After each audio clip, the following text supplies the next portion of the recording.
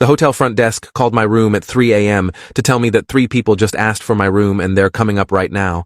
The phone screamed in the dark, and I was already moving before I was fully awake, my hand hitting the receiver while my eyes searched the shadows of the hotel room for threats. "Sir, 3 people just demanded your room number." The front desk clerk's voice came fast and panicked. I couldn't stop them. "They're in the elevator right now, coming up. You have maybe 45 seconds. My feet hit the carpet and I was grabbing my jeans off the chair, my heart slamming against my ribs so hard I could feel it in my throat. The clerk kept talking, but I'd already dropped the phone, pulling on my shoes without socks, snatching my wallet and car keys from the nightstand. The room was on the 5th floor, and I could hear the elevator machinery humming through the walls, cables pulling the car upward with 3 people inside who knew my real name and exactly which room I was hiding in. I grabbed my laptop bag and moved to the door, pressing my ear against the wood. Footsteps in the hallway, but from the wrong direction. Someone was already up here, which meant they'd split up, covering both stairwells while the others came up the elevator. I spun back toward the window, my hands already working the latch.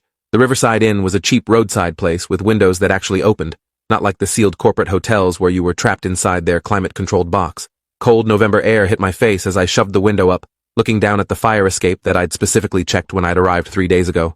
Always check your exits. Always have a backup plan. That's what Adrian had taught me before they'd killed him, before I'd become the one running instead of the one hunting. The metal fire escape was rusted but solid, and I threw my laptop bag over my shoulder and climbed out just as I heard the distinctive ding of the elevator arriving on my floor. Voices in the hallway now, professional and clipped. "Room 512. He's in 512. Move." I was already moving down the fire escape, my shoes clanging on metal grating that sang out my position like a dinner bell. My car was parked in the back lot specifically for this scenario, facing outward for a quick exit. The cold air burned my lungs, and my hands were already numb on the frozen railing, but I took the stairs 2 at a time, my laptop bag bouncing against my hip.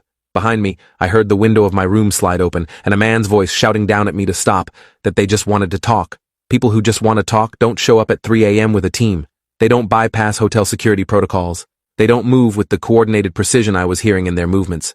I hit the 4th floor landing and heard another window open above me. They were following down the fire escape while others were probably already heading to the ground floor to cut me off. The 3rd floor. Landing had a ladder that dropped to the parking lot below, one of those counterweighted emergency ladders that was supposed to lower slowly under a person's weight. I grabbed the release mechanism, and the ladder dropped fast, hitting the asphalt with a metallic crash that echoed across the empty lot. I didn't bother climbing down properly, just grabbed the sides and slid, the metal rails tearing through my palms and bringing blood instantly. My feet hit the ground hard enough to send shockwaves up my legs, but I was already running toward my car, a 10-year-old Camry that I'd bought for cash from a private seller using a fake ID. The key was in my hand, and I was clicking the unlock button when I saw headlights suddenly flare to life from a vehicle I hadn't noticed parked 3 spots away from mine. A black SUV with tinted windows and a reinforced front grille designed for ramming. They'd found my car. They'd been waiting for this exact scenario. I changed direction mid-stride, vaulting over a concrete barrier and heading for the street instead of the parking lot. My lungs were screaming and my hands were slick with blood from the ladder, but I could hear car doors opening behind me and footsteps hitting pavement. The street was empty at this hour, just sodium lights casting orange pools on cracked asphalt and closed businesses with steel shutters. I ran toward the 24-hour gas station I could see 2 blocks down, the only place with lights and potential witnesses. Behind me, the SUV's engine roared to life and tires squealed. They were coming after me in the vehicle, which meant they'd abandoned any pretense of this being a legitimate operation. Private investigators don't run people down in the street. These were contractors, and someone had paid them very well to find me. I cut through an alley between a closed laundromat and a tax preparation office, jumping over trash bags and dodging a shopping cart. The alley was narrow enough that the SUV couldn't follow, but I heard doors opening and more footsteps. They were on foot now, at least 2 of them, maybe more. My breath came in ragged gasps, and the cold air felt like knives in my chest. The alley opened onto another street and I burst out onto the sidewalk, just as a pair of headlights swept toward me. For a split second I thought it was another vehicle working with them, but it was just a late-night delivery truck rumbling past. I ran alongside it for half a block, using it as cover, then cut across the street toward the gas station. The fluorescent lights inside the convenience store were brutally bright after the darkness, and the clerk behind the bulletproof glass looked up from his phone with the exhausted expression of someone working the graveyard shift who'd seen everything. I stumbled to the counter, my bloody hands leaving prints on the surface. "Call 911, someone's trying to kill me." The clerk's bored expression shifted to alarm as he took in my appearance, the blood on my hands, and the wild panic in my eyes. He reached for the phone, but then his gaze moved past me to the window behind me, and his face went pale. I turned and saw the black SUV pulling into the gas station parking lot, moving slowly now, deliberately. The clerk's hand froze on the phone and I knew immediately what was happening. He wasn't going to call. Something about that SUV, or the people inside it, had convinced him that getting involved would be worse than whatever happened to me. I was on my own. I grabbed a bottle of water from the cooler and moved toward the back of the store, looking for another exit. The store was small and cramped, aisles packed with overpriced snacks and motor oil. Through the window, I could see two men getting out of the SUV, both wearing dark tactical clothing that might have been security uniforms, or might have been something else entirely. They moved like military, scanning the area with professional efficiency. The woman stayed in the vehicle, watching from the passenger seat.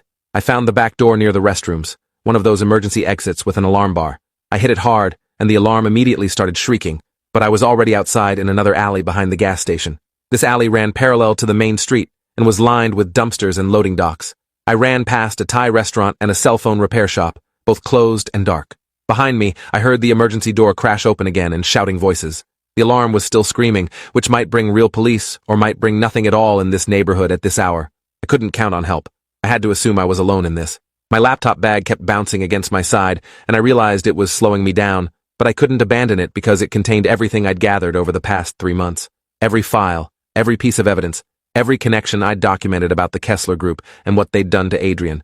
Without that laptop, his death meant nothing, and mine would mean even less. I spotted a commercial dumpster that had been pulled away from the wall for pickup, creating a gap maybe 2 feet wide between the metal bin and the brick building.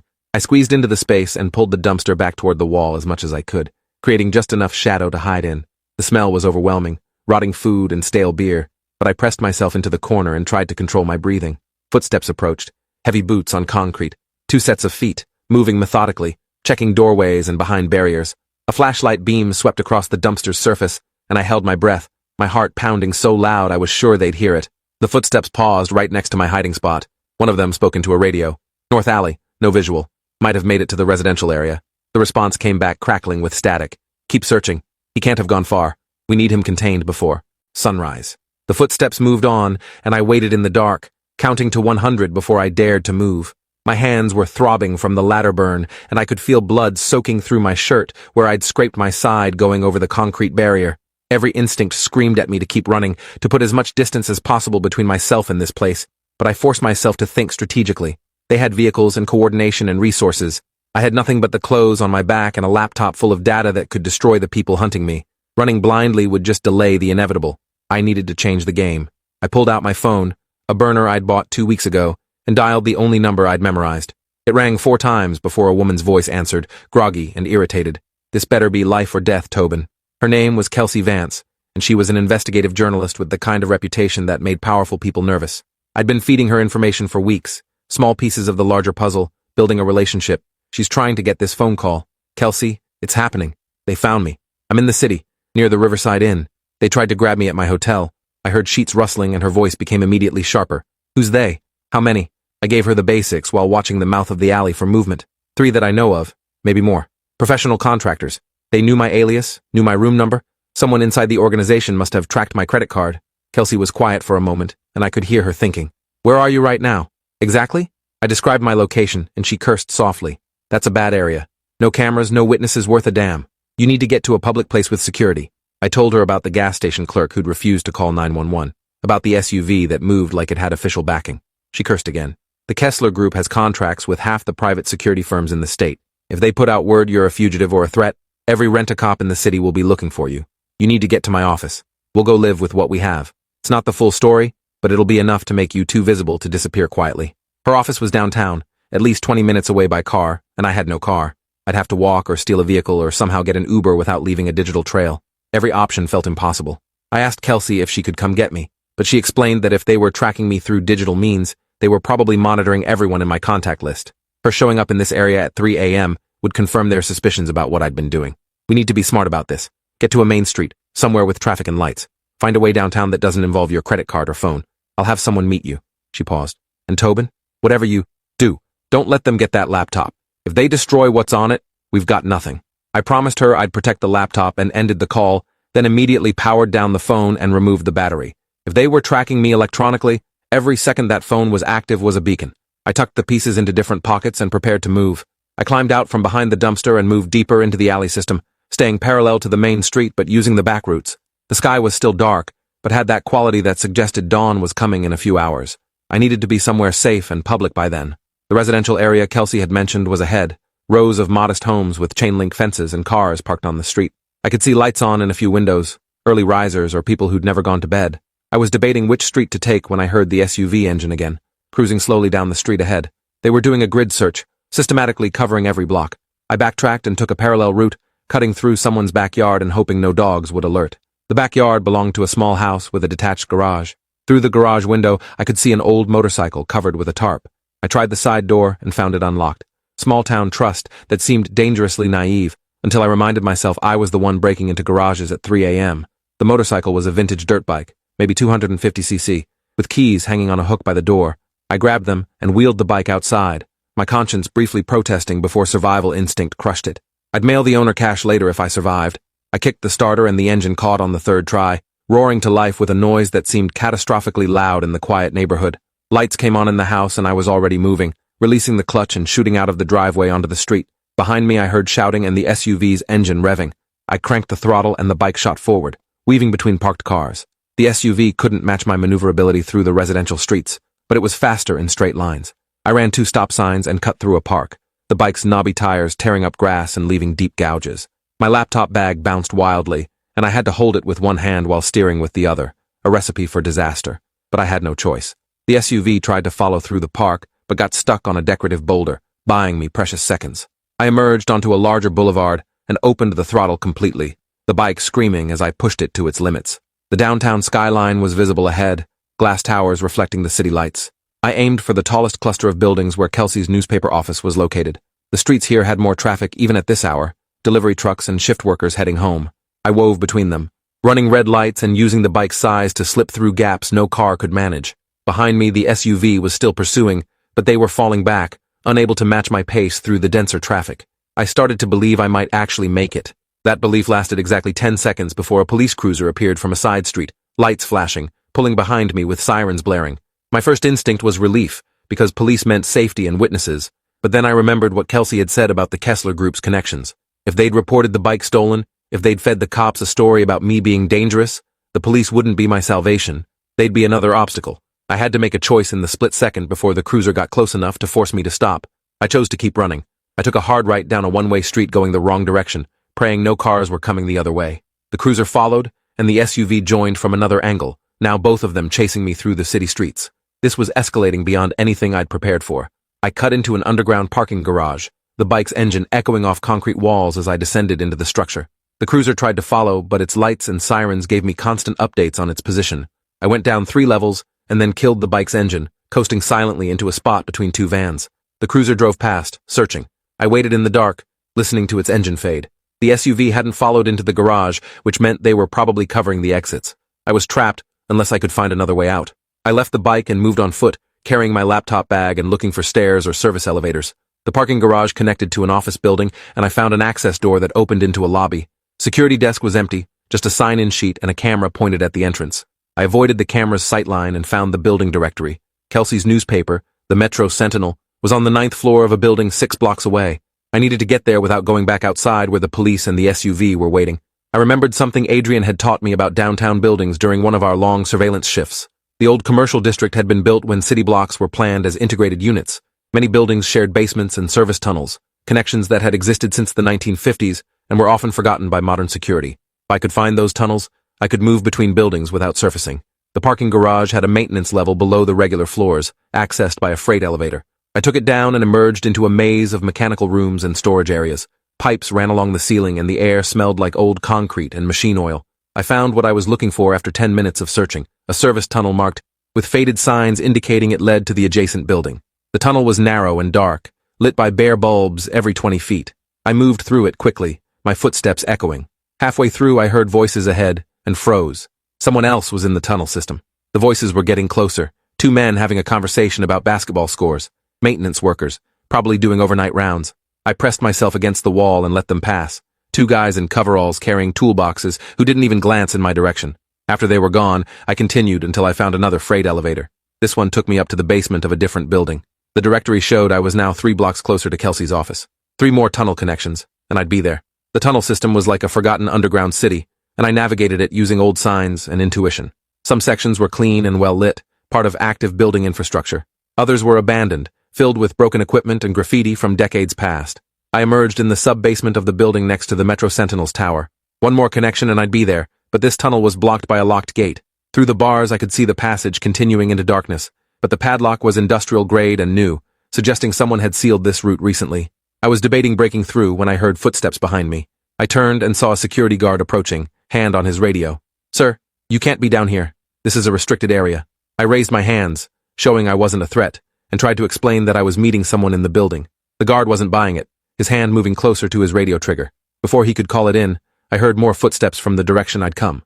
Multiple sets, moving fast. The guard heard them too, and his expression changed from annoyed to alert. He pulled his radio and was about to speak when 3 figures emerged from the tunnel. The 2 men and the woman from the hotel, all of them armed with pistols they made no attempt to hide. The guard's eyes went wide and he was reaching for his own weapon when the woman shot him. The sound was deafening in the enclosed space, and the guard crumpled against the wall, clutching his leg and screaming. The woman looked at me with cold calculation. "You've been very inconvenient, Mr. Reeves. We need to have a conversation about what you think you know." I ran. The only direction available was back the way I'd come, deeper into the tunnel system. Bullets sparked off the concrete around me, and I heard them shouting for me to stop. The tunnels branched, and I took random turns, no longer navigating with any plan, just trying to create distance. My laptop bag kept bouncing, and I clutched it tighter, protecting it even as I ran. Behind me I could hear them splitting up, covering different routes. They knew these tunnels, had probably scouted them, before tonight. I was trapped in a maze with hunters who'd been preparing for this. Every turn might lead to a dead end, or another locked gate. The panic that I'd been holding back finally broke through, and I felt it rising in my throat like bile. I found a maintenance room and ducked inside, closing the door quietly. The room was full of electrical panels and old equipment, barely enough space to move. I wedged myself behind a transformer box and tried to catch my breath. My heart was beating so hard it felt like it would burst, and my hands were shaking uncontrollably. The gunshot kept replaying in my head. The guard's scream. They'd shot him without hesitation, which meant they weren't worried about consequences. Either they had immunity, or they'd already decided that everyone involved tonight was disposable. I pulled out my laptop and powered it on. The screen's glow painfully bright in the dark room. If they caught me, I needed to make sure the data survived somehow. I had maybe 2 minutes before they checked this room. I connected to an open Wi-Fi network I'd used before, and started uploading the most critical files to the encrypted cloud storage Kelsey had set up. The progress bar crawled forward with agonizing slowness. 50%, 60, footsteps outside the door, 75%. The door handle started to turn, 90%. The door opened, and light flooded in, silhouetting one of the men from the SUV. He saw me immediately and raised his weapon. I hit the final upload button and slammed the laptop shut. The files were safe now, backed up and accessible to Kelsey even if they destroyed the laptop and me with it. The man spoke into his radio. Found him. Service level, maintenance room 3. Bring the woman. He kept his gun trained on me while we waited for the others to arrive. His face was expressionless, professional. Not angry, not excited, just doing a job. That somehow made it worse. When the woman arrived, she smiled at me with something that might have been respect. "You uploaded the files, didn't you? Very smart. But you should know we've been monitoring that cloud account for weeks. Everything you just uploaded went to us first, then to your journalist friend. We'll have it scrubbed before she can do anything with it." My stomach dropped as I realized she was telling the truth. The cloud storage I thought was secure had been compromised. Every precaution I'd taken, every careful step, had been anticipated.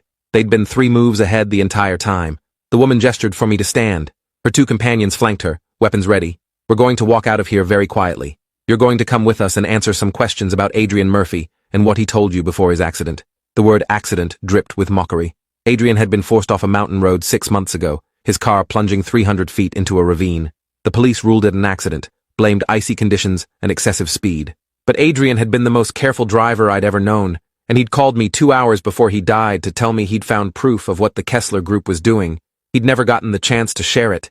The woman saw the rage on my face and her smile widened. "That's right. We erased him, and we'll erase you, unless you cooperate." I stood slowly, my mind racing through options. They had the files. They had me cornered. They had weapons and training and resources. All I had was desperation, and the knowledge that if I went with them, I'd end up like Adrian, which meant I had nothing to lose by fighting. I threw the laptop at the woman's face and dove past her toward the door. She deflected it easily, but the moment of disruption was enough. I was through the door and running before they could react. Gunfire erupted behind me, and something hot grazed my shoulder. The pain was white-hot and immediate, but I kept running, zigzagging through the tunnels. Behind me I heard them pursuing, shouting coordinates and directions to each other. They were hurting me somewhere specific, I realized.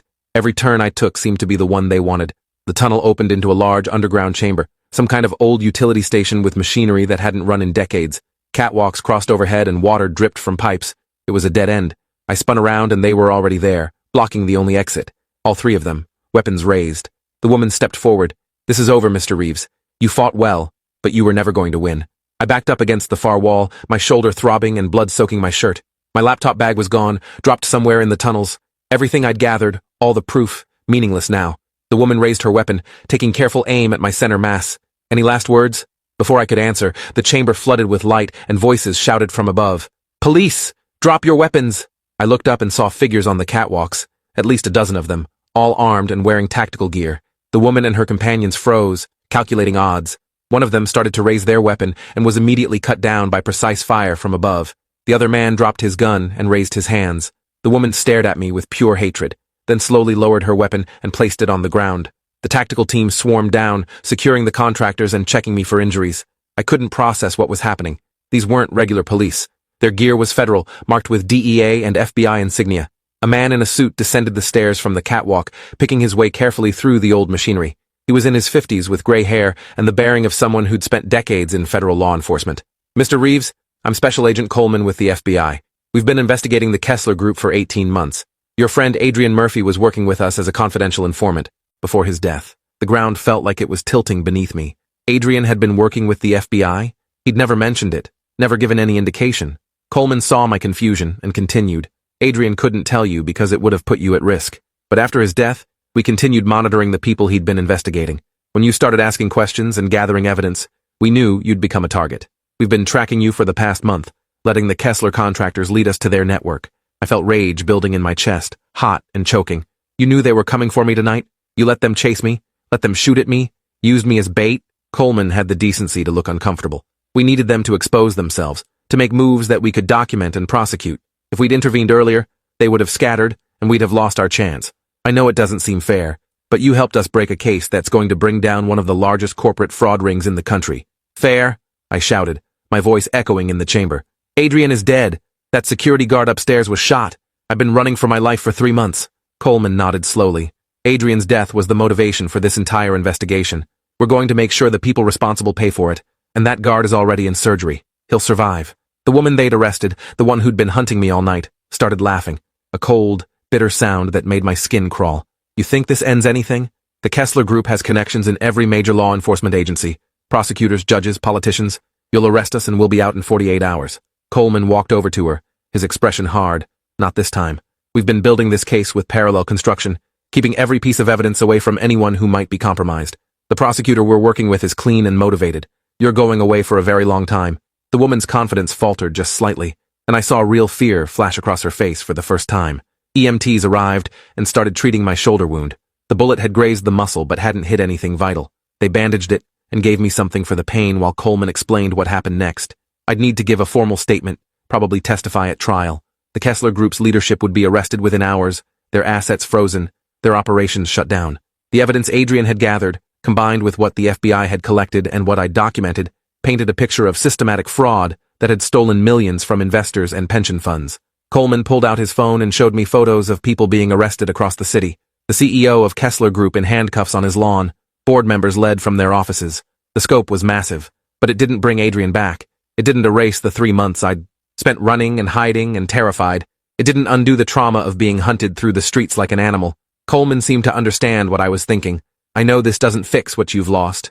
Nothing can. But you finished what Adrian started. He'd want you to know that. I wasn't sure Adrian would want me to know anything. He'd kept his FBI cooperation secret, had let me walk into danger without warning me. Maybe he'd been trying to protect me, or maybe he just hadn't trusted me with the truth. I'd never know now. All I knew was that I was alive, bleeding and exhausted and traumatized, but alive, and the people who'd killed my friend were finally going to face consequences. They took me to a federal building downtown where I spent 6 hours giving my statement. Every detail of the past 3 months, every piece of evidence I'd gathered, every interaction with the Kessler contractors. Kelsey Vance showed up around noon, having been briefed by the FBI about the operation. She looked simultaneously relieved that I was safe and furious that the FBI had used me without my knowledge. "We're still running the story," she told me. "Your statement, the arrests, all of it. This is going to be front page for weeks." I asked about the cloud storage I'd uploaded to, whether they'd really compromised it. Kelsey shook her head. "They were bluffing. The files uploaded cleanly, and I've already started verifying them. Everything Adrian suspected was true. The Kessler Group was running a Ponzi scheme that makes Madoff look small-time. The trial took 14 months to reach verdict. I testified for 3 days, walking the jury through everything I'd discovered and everything that had happened that night. The defense tried to paint me as a conspiracy theorist who'd misinterpreted legitimate business practices, but the evidence was overwhelming. The jury convicted on all counts. The CEO got 30 years. The woman who'd hunted me, whose name I learned was Sylvia Granger, got 25. The 2 men with her got 15 each.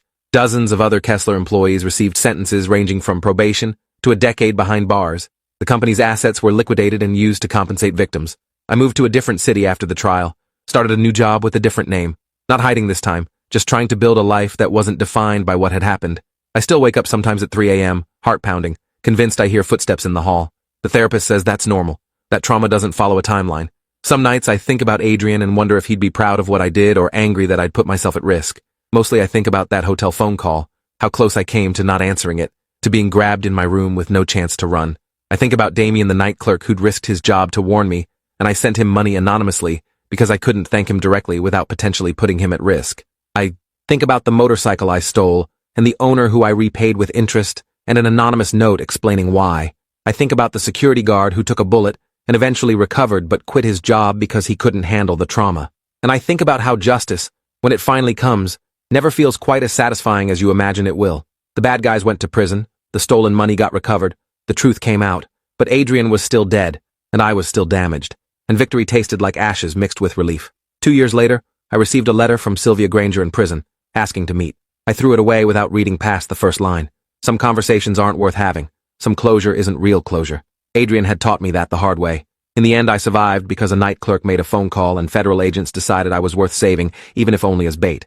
I survived because I ran when I should have, fought when I had to, and got lucky when luck was all I had left. That's not heroism. It's just the messy, complicated reality of staying alive when powerful people want you dead. The hotel phone still haunts me, though. That shrill ring in the darkness. 3 people asking for my room. 45 seconds to decide whether to trust a stranger's warning. Everything that came after hinged on that single moment. That choice to believe danger was real even before I could see it. Now I answer every phone call, no matter the hour, because you never know when someone might be trying to save your life. Thanks for watching till the end. Make sure to subscribe and like to not miss the next story.